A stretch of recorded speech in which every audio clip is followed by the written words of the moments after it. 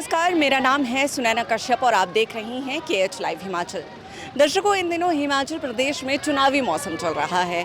आप किसी भी शहर में चले जाएं, वहां आपको भाजपा और कांग्रेस के झंडे लहराते हुए दिखाई दे देंगे। अभी आप मेरे पीछे देख सकते हैं। मैं कैमरामैन से अनुरोध करूंगी कि आप पीछे की तस्वीरें दिखाएं।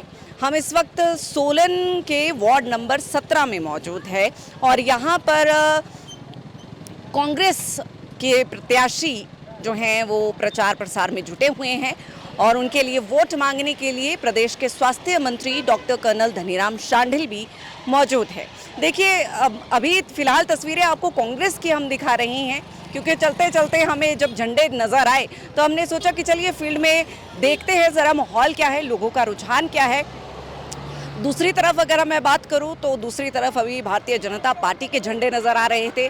वहां पर भी बड़े बड़े नेता चुनावी वादे लेकर लोगों के बीच में जा रहे हैं। फिलहाल अभी कुछ ही दिनों बाद स्थिति स्पष्ट हो जाएगी कि इस बार नगर निकाय चुनावों में जनता क्या रिजल्ट देती है, क्योंकि उम्मीदें बेतहाशा हैं, चाहे बात कांग्रेस की करें, क्योंकि कांग्रेस की सरकार हिमाचल प्रदेश में वर्तमान में है और कांग्रेस के लिए ये साख का चुनाव भी माना जा रहा है। और हम बार बार जब भी नगर निगम या नगर निकाय चुनाव की बात करते हैं तो हम इसे 27 का सेमीफाइनल कहते हैं, क्योंकि यही चुनाव आने वाले विधानसभा चुनावों की स्थिति को स्पष्ट करेंगे। इन चुनावों में जनता ने कांग्रेस के बातों पर कितना एतबार किया है और भारतीय जनता पार्टी, अगर हम सोलन की बात करें तो 31 पॉइंट्स का मैनिफेस्टो पिछले कल ही जारी किया गया है। कांग्रेस ने भी ऐसी ही लंबी चौड़ी लिस्ट वाला मैनिफेस्टो जारी किया है। ऐसे में ये देखना दिलचस्प होगा कि जनता दोनों ही पार्टियों के मैनिफेस्टो पर कितना एतबार करती हैं। वैसे तो वादे जो होते हैं वो अक्सर चुनाव के समय किए जाते हैं, कितने पूरे होते हैं ये सत्ता में आने के बाद पता चलता है। कोशिश करेंगे कि नेताओं से बातचीत भी करें। फिलहाल इस समय तो स्वास्थ्य मंत्री डॉक्टर कर्नल धनीराम शांडिल हमारे सामने मौजूद है। कोशिश करेंगे कि इनसे चर्चा करें कि लोगों का रुझान किस तरह से मिल रहा है। दर्शकों, काफ़ी मशक्क़त के बाद हमने स्वास्थ्य मंत्री कर्नल धनीराम शांडिल जी को पकड़ ही लिया आखिरकार। तो पहले तो आपका बहुत बहुत स्वागत है शांडिल जी। बहुत मेहरबानी आपकी, थैंक यू। स्वास्थ्य मंत्री हैं आप, आपका स्वास्थ्य ठीक है? ठीक है। वार्डों में पूरे डटे हुए हैं आप। रुझान कैसा मिल रहा है?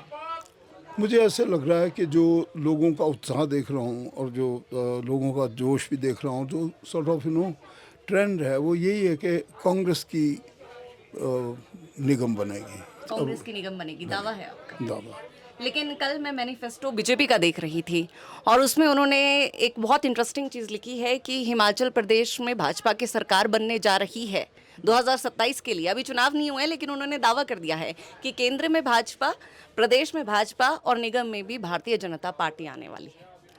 देखिए, वो तो कोई कुछ दावे करते रहते हैं और चूंकि ये दावा करने वाली पार्टी है, नो डाउट कि इन्होंने भारत के बहुत से क्षेत्रों में विजय हासिल की है और कैसे की है वो भी आपको धीरे धीरे पता लग जाएगा। मैं इतना ही कह सकता हूँ क्योंकि मैंने भी 3 युद्ध लड़े हैं और इंटेलिजेंस जो रिपोर्ट है वो भी धीरे धीरे उजागर होगी कि इन लोगों का जो दावे हैं वो भी जनता धीरे धीरे जवाब देगी। मैं आपको सच कहता हूँ, ये तो यहाँ भी ऐसा उल्टा करे, परंतु हम लोगों की पकड़ मजबूत है और हम जानते हैं कि किस प्रकार से झूठ को फैलाते हैं, किस प्रकार से छोटी सी चीज़ का एक बड़ा शगुफा बना देते हैं। इसलिए भी मैं नॉर्मली कभी किसी दूसरी पार्टी को कभी कुछ नहीं बोलता, क्योंकि मैं समझता हूँ हमारे को अपने काम पे ध्यान देना चाहिए।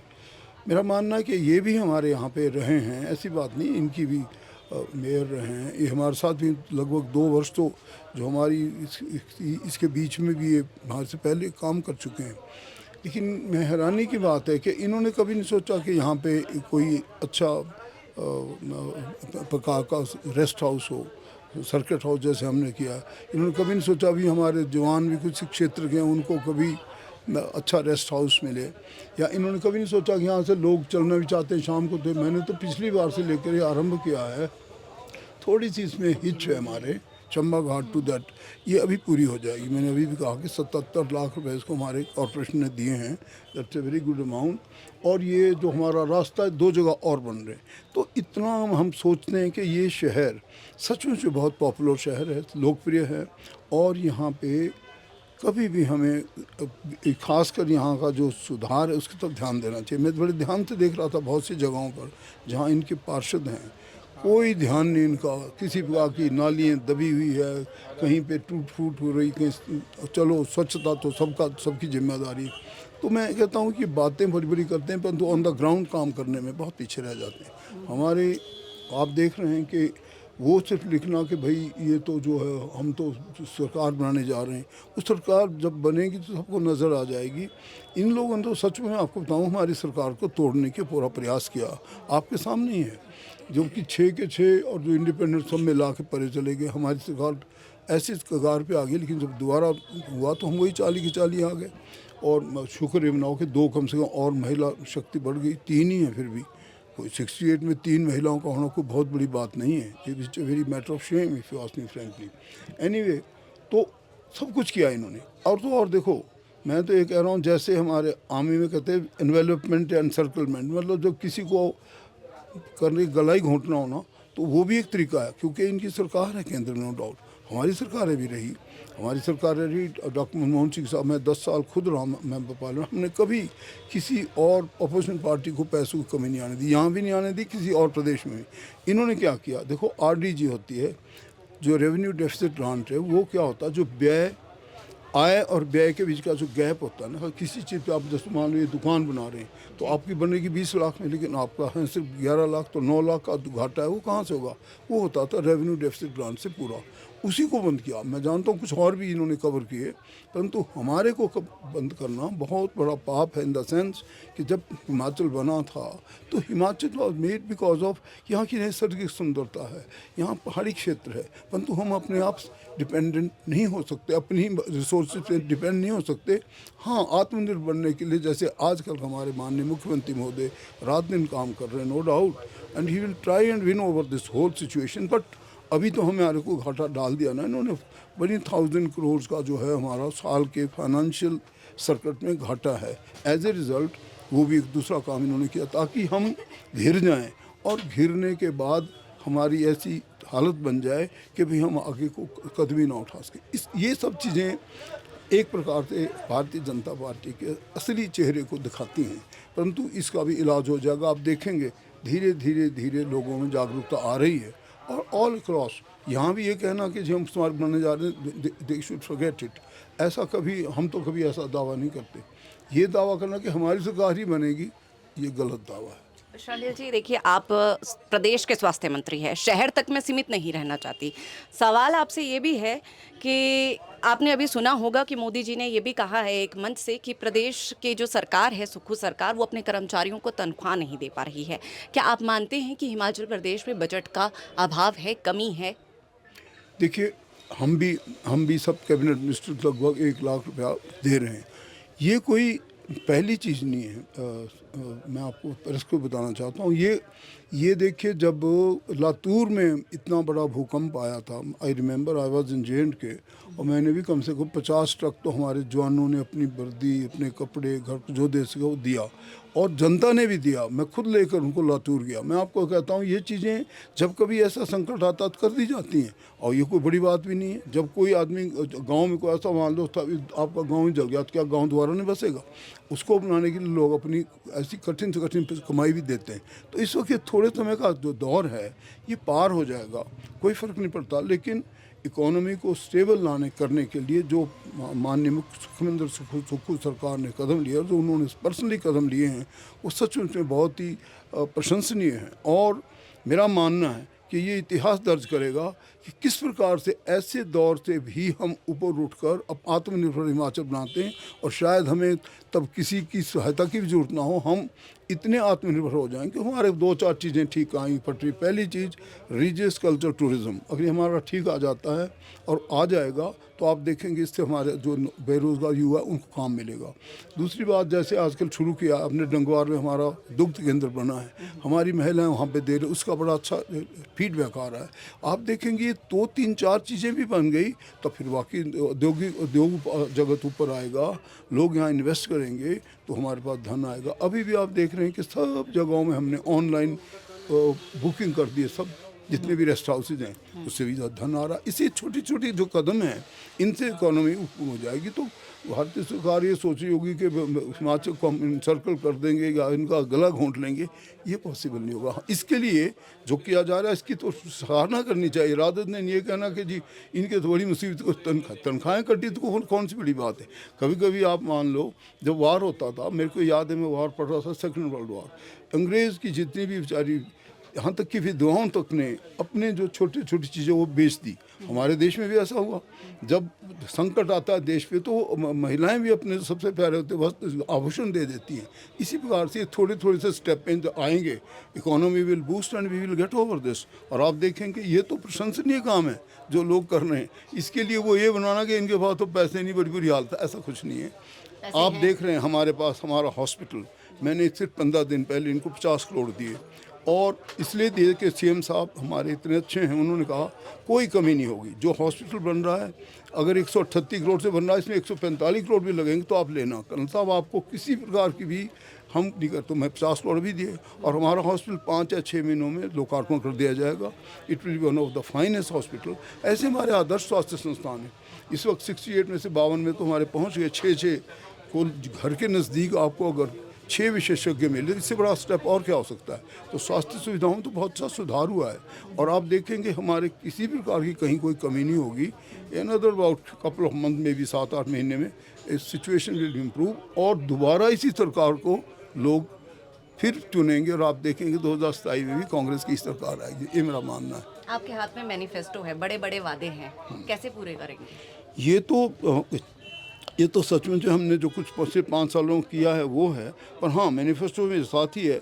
मैनिफेस्टो के वादे कोई बहुत बड़े तो नहीं है, पर ये भी हाँ स्वच्छता से समृद्धि लाएंगे, ये बहुत ज़रूरी चीज़ है।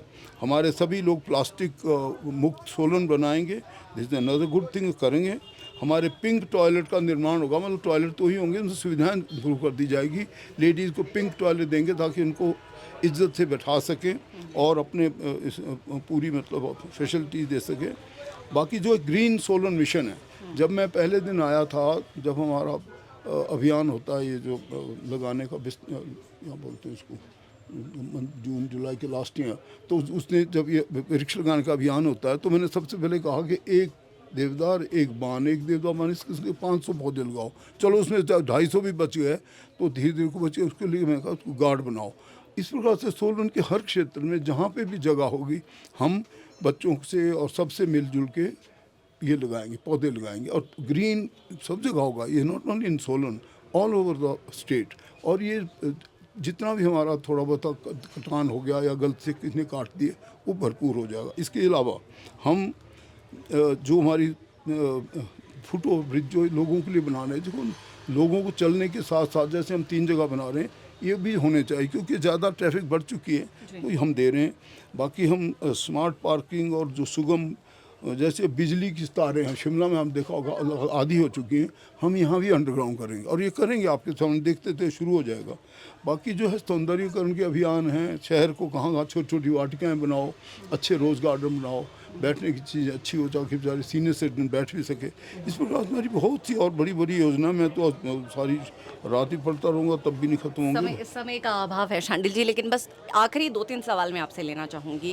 पहला, आज हाईकोर्ट ने KNH शिफ्टिंग पर रोक लगा दी है।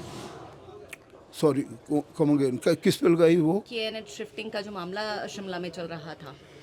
देखिए वो एक छोटा सा एडमिनिस्ट्रेटिव स्टेप लिया था माननीय मुख्यमंत्री महोदय ने, सोचा था वो अच्छे के लिए सोचा कि जब हम ये जितने भी उपकरण हैं, जितने डॉक्टर्स हैं, स्पेशलिस्ट हैं, वो IGM से ज़्यादा अवेलेबल होंगे अगर उधर तक देंगे। लेकिन लोगों की अपनी डिमांड के नहीं है तो डजंट मैटर, उनको वहीं रहने दो, फिर हम उन्हीं स्पेशलिस्ट को वहाँ पे लोकेट करना पड़ेगा। 2 जगह देने पड़ते हैं ना, क्योंकि देखो चमियाना हो गया, चमियाना में अपना काफ़ी प्रेशर बढ़ता जा रहा है। तो जो KNH और IGMC के बीच में माननीय मुख्यमंत्री ने सोचा था कि वो मेडिकल एजुकेशन को खुद देखते हैं, तो डजंट मैटर, मेरे से पूछा, मैं पूछ लो, इसमें हमारे आपत्ति है बहनों को तो नेवर माइंड, उनको यहीं रहने दो, नो प्रॉब्लम।